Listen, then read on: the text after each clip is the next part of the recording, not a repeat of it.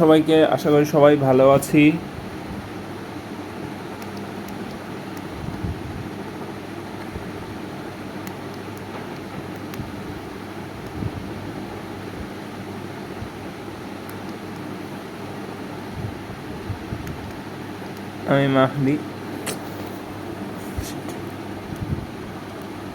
আমি মাহদি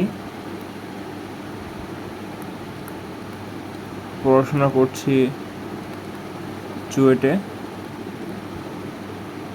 চুয়েট সিভিলে। তো আজকে আমরা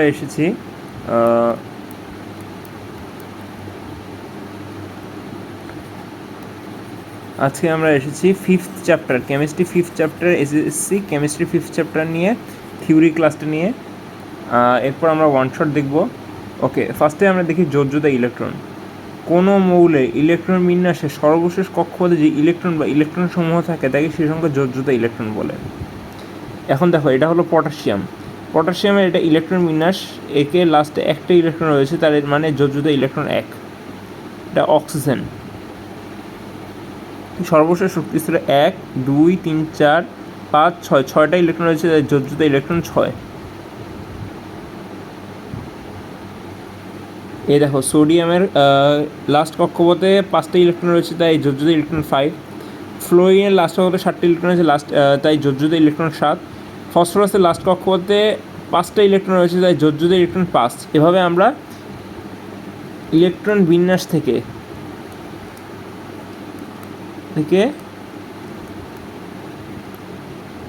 যোজ্যতা ইলেকট্রন বের করতে পারি।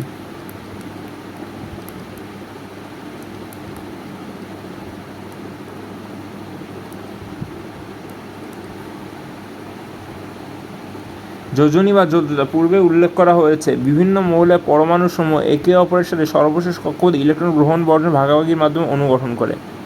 অণু গঠনকালে কোনো মৌলে একটি পরমাণুর সাথে অপর একটি মৌলের পরমাণু যুক্ত হওয়ার ক্ষমতাকে যোজনী বা যোজ্যতা বলা হয়। সাধারণত সবসময় হাইড্রোজেনের যোজনী 1 ধরা হয়। কোনো মৌলে একটি পরমাণু যতগুলো হাইড্রোজেন বা ক্লোরিন পরমাণুর সাথে যুক্ত হতে হবে সেই সংখ্যা হলো মৌলের যোজনী বা যোজ্যতা।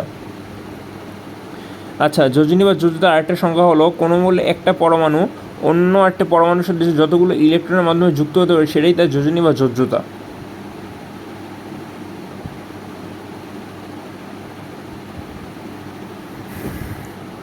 যেমন হাইড্রোজেনের যোজনী 1, ফ্লোরিনের যোজনী 1, ক্লোরিনের যোজনী 1, ব্রোমিনের যোজনী 1, আয়োডিনের যোজনী 1, সোডিয়ামের যোজনী 1, পটাশিয়ামের যোজনী 1, কার্বনের যোজনী 2 ও 4, ম্যাগনেসিয়ামের যোজনী 2, কারণ ম্যাগনেসিয়াম 2+ হতে পারে, অ্যালুমিনিয়াম 3+ হতে পারে, মানে 3টা ইলেকট্রন ছাড়তে পারে হাইয়েস্ট। ফেরাস 2+ ও ফেরাস 3+ও হতে পারে, অর্থাৎ ফেরাস 2টা ইলেকট্রন ছাড়তে পারে, 3টা ইলেকট্রনও ছাড়তে পারে, মানে ধাতব মৌলসমূহ যতগুলি ইলেকট্রন ছাড়ে সেটাই তার যোজ্যতা। যেমন সোডিয়াম একটা ইলেকট্রন ছাড়তে পারে, পটাশিয়াম একটা ইলেকট্রন ছাড়তে পারে, কার্বন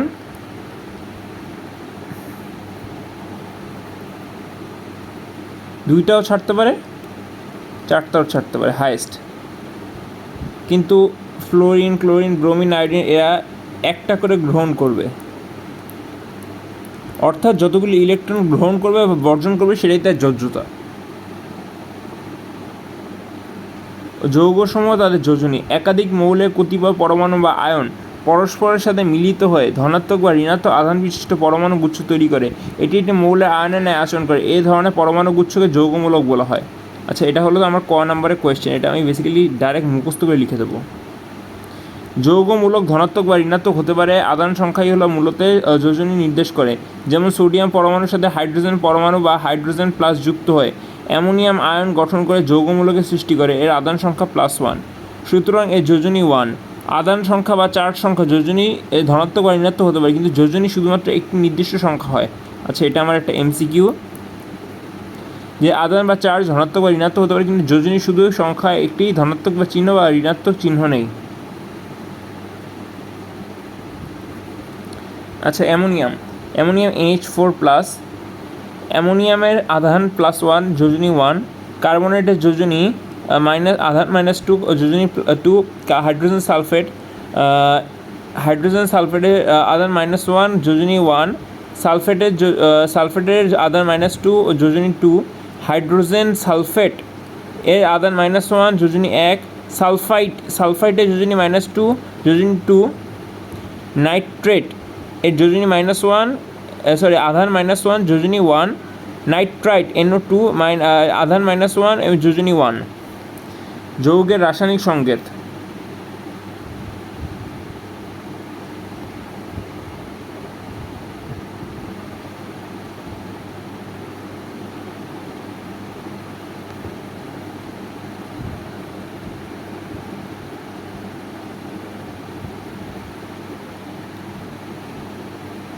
কোনো যৌগের একটি অণুতে যেসব পরমাণু থাকে তাদের প্রতীক ও সংখ্যার মাধ্যমে অণুটিকে প্রকাশ করা হয়। হাইড্রোজেন ও অক্সিজেন পরমাণু মিলে H2O গঠন করে। H2O হলো মূলত পানির রাসায়নিক সংকেত।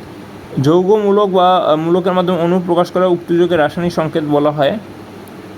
আচ্ছা, কোনো মৌলে একটি অণুতে যতগুলো পরমাণু রয়েছে তার সংখ্যাটি ইংরেজি হরফে প্রতীকের ডান পাশে ছোট করে লেখা হয়। যেমন দেখো, এখানে হাইড্রোজেনের 2টা পরমাণু রয়েছে, তাই একে প্রতীকের ডান পাশে ছোট্ট করে লেখা হয়েছে। যেমন নাইট্রোজেন অণুতে 2টা নাইট্রোজেন পরমাণু থাকে, তাই এর অনুসংখ্যা নাইট্রোজেন 2। ওজোন স্তরে 3টি অক্সিজেন পরমাণু থাকে, তাই ওজোন O3। কিছু মৌল অণু গঠন করে, তাই এদেরকে শুধু প্রতীক দিয়ে বোঝানো হয়েছে, যেমন ধাতু। কাজে আয়রনকে বোঝাতে Fe আয়রন লিখতে হবে। আবার নিষ্ক্রিয় গ্যাসগুলো অণু গঠন করে না, তাই হিলিয়ামকে বোঝাতে হিলিয়াম লিখতে হয়। কখনো কখনো যৌগের অণু দুটি মৌলে পরমাণু দিয়ে গঠিত হয়।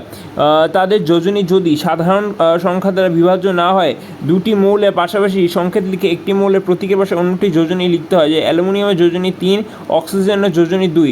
এবং যোজনী দুটো কোনো সংখ্যা দ্বারা বিভাজ্য নয়। যদি অ্যালুমিনিয়াম ও অক্সিজেন দ্বারা গঠিত কোনো যৌগের সংকেত লিখতে হয়, তাই অ্যালুমিনিয়ামের ডান পাশে অক্সিজেনের যোজনী ছোট করে লিখতে হবে। আচ্ছা, যোজনী এখানে তোমার এক্সচেঞ্জ হইতে পারে। সাধারণত অ্যালুমিনিয়াম আছে আর হাইড্রোজেন আছে, হাইড্রোজেনের যোজনী যাবে অ্যালুমিনিয়ামের কাছে, অ্যালুমিনিয়াম যোজনী যাবে হাইড্রোজেনের কাছে, বুঝলে? এরকম কিছু একটা হয়। যেমন দেখো, অক্সিজেন নিচের দিকে ডান পাশে রয়েছে, তাই অ্যালুমিনিয়ামের যোজনী 3 এটা অক্সিজেনের কাছে গেল, এবং অক্সিজেন যোজনী 2 এটা অ্যালুমিনিয়ামের কাছে গেল।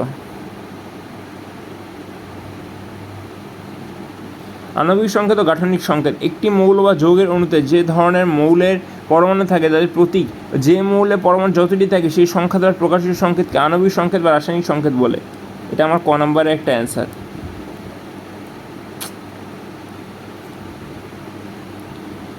আর রাসায়নিক সংকেত বলে এই সম্পর্কে ইতিমধ্যে জেনেছ। আবার একটি অণুতে মৌলের পরমাণুগুলো যেভাবে সাজানো থাকে প্রতীক বন্ধনের মাধ্যমে প্রকাশ করাকে গাঠনিক সংকেত বলা হয়। যেমন কার্বন হাইড্রোজেন এর সাথে যুক্ত হয় প্রোপেন অণু গঠিত হয়। প্রোপেনের সংকেতটিকে আণবিক সংকেত বা রাসায়নিক সংকেত বলা হয়। উক্ত যৌগে কার্বন 3টি একে অপরের সাথে শিকল আকারে যুক্ত হয় এবং অবশিষ্ট যোজনীগুলো হাইড্রোজেন দ্বারা পূর্ণ হয়।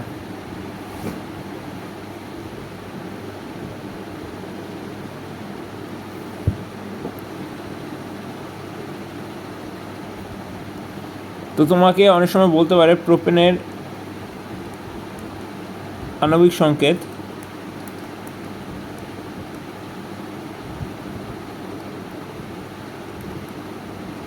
লিখে দেবো।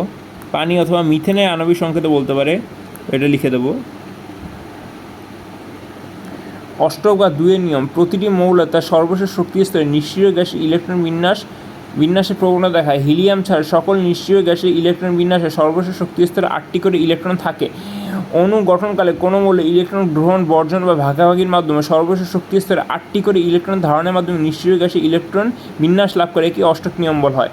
মানে আমি বলি, সকল মৌল স্থিতিশীল হইতে চায়, সেটা অষ্টক লাভের মাধ্যমে, মানে সর্বশেষ শক্তি স্তরে 8টা করে ইলেকট্রন লাভের মাধ্যমে।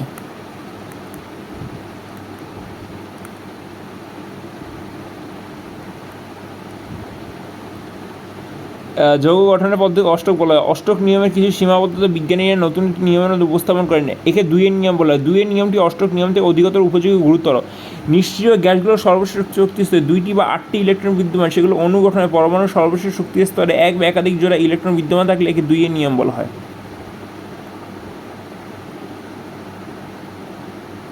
2-এর নিয়ম মানে 2টি হতে পারে, 4টি হতে পারে, 8টি হতে পারে, এরকম। তাহলে আমরা এটি স্থিতিশীলতা অর্জন করবে। নিষ্ক্রিয় গ্যাস ও স্থিতিশীলতা পর্যায় সারণী অধ্যায় নিষ্ক্রিয় গ্যাস গ্রুপ 18 মৌল সম্পর্কে বিস্তারিত জেনেছ, ইলেকট্রন বিন্যাস সম্পর্কে জ্ঞান লাভ করেছো। তারপর এখানে ইলেকট্রন বিন্যাস দেখানো হলো হিলিয়াম 1s2, তারপর নিয়ন 1s2 2s2 2p6। এ দেখো এটা কিন্তু দুয়ের তোমার হয়েছে, দুয়ের গুণিতক হয়েছে এবং এই স্থিতিশীলতা অর্জন করছে। তারপর নিয়ন argon 1s2 2s2 2p6 3s2 3p6, এটাও দুয়ের গুণিতক হয়েছে এবং স্থিতিশীলতা অর্জন করছে। Argon krypton 1s2 2s2 2p6 3s2 3p6 3d10 4s2 4p6, এটাও সেম। জিননের ক্ষেত্রে 5p6, রেডনের ক্ষেত্রে 6p6। নিষ্ক্রিয় গ্যাসগুলো ইলেকট্রন বিন্যাসে দেখা যায় সর্বশেষ শক্তিস্তরে 2টি ইলেকট্রন রয়েছে। এই তার সর্বশেষ শক্তিস্তর পূর্ণ করতে 2টি ইলেকট্রনের প্রয়োজন, কাজেই ইলেকট্রন বিন্যাস স্থিতিশীল। অন্যান্য নিষ্ক্রিয় গ্যাসের বেলায় দেখা যায় সেই সর্বশেষ শক্তিস্তরে 8টি করে ইলেকট্রন বিদ্যমান রয়েছে, স্থিতিশীলতা অর্জন করেছে। সর্বশেষ শক্তিস্তরে 2টি ইলেকট্রন থাকে দ্বিত্ব, 8টি ইলেকট্রন থাকলে তাকে অষ্টক বলে। অর্থাৎ সর্বশেষ শক্তিস্তরে দ্বিত্ব অষ্টক পূর্ণ থাকার কারণে নিষ্ক্রিয় গ্যাসগুলো অধিকতর স্থিতিশীল হয়ে থাকে। কোশ্চেন আসতে পারে নিষ্ক্রিয় গ্যাসগুলো অধিকতর স্থিতিশীল হয় কেন, তখন এই ব্যাখ্যাটা লিখে দেবো।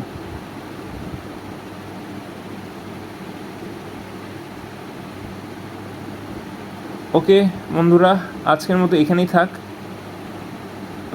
আবার পার্ট 2-তে দেখা হবে। ওকে, গুড নাইট।